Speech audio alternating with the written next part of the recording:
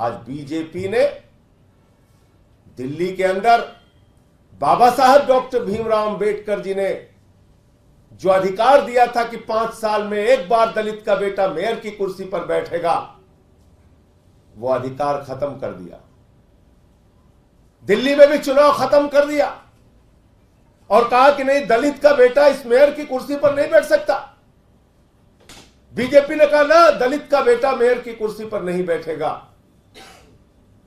यह मेयर की कुर्सी अपवित्र हो जाएगी अगर दलित का बेटा मेयर की कुर्सी पर बैठेगा। और अपना एक मोहरा तैयार किया एलजी। भाजपा के एलजी ने कहा बगैर मुख्यमंत्री के सलाह के हम प्रिजाइडिंग ऑफिसर की नियुक्ति नहीं कर सकते। यह भाजपा के एलजी का बयान है, याद रखिएगा। यह है वो पत्र जहां मुख्यमंत्री की सलाह के बगैर, यह पत्र आपको दे देंगे अभी, जहां मुख्यमंत्री की सलाह के बगैर सत्या शर्मा को नियुक्त किया गया प्रिजाइडिंग ऑफिसर मेयर के चुनाव में, बगैर मुख्यमंत्री के सलाह को माने हुए। दूसरी बात, दलित विरोधी भाजपाइयों से मैं पूछना चाहता हूं, तुमने चंडीगढ़ में यही काम किया। चंडीगढ़ में भी एक सफाई कर्मी का बेटा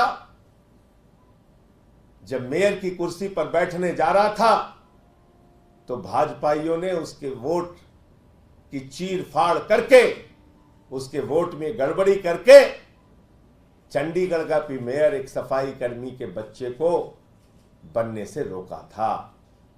और इतना ही नहीं किया, एलजी ने पिछली बार 10 भाजपा के कार्यकर्ताओं को पार्षद नामित कर दिया। उसका भी कागज अभी आपको दे रहे हैं। ये 10 भाजपा के कार्यकर्ता हैं जिनको पार्षद बना दिया। पूछो भाजपा के एलजी से कि मुख्यमंत्री ने जिन नामों को पार्षद नामित करने के लिए भेजा था, उसके खिलाफ जाकर भाजपा के एलजी ने 10 पार्षद बीजेपी कार्यकर्ताओं को बना दिए। और मामला सर्वोच्च न्यायालय में गया। सर्वोच्च न्यायालय ने कहा, और सिर्फ पार्षद नहीं बनाया भाजपा के एलजी ने, इनको वोटिंग का अधिकार दे दिया। सर्वोच्च न्यायालय ने कहा नामित लोगों को वोटिंग का अधिकार नहीं है। भारतीय जनता पार्टी बाबा साहब डॉक्टर भीमराव अंबेडकर के द्वारा लिखे गए संविधान को खत्म करना चाहती है। भारतीय जनता पार्टी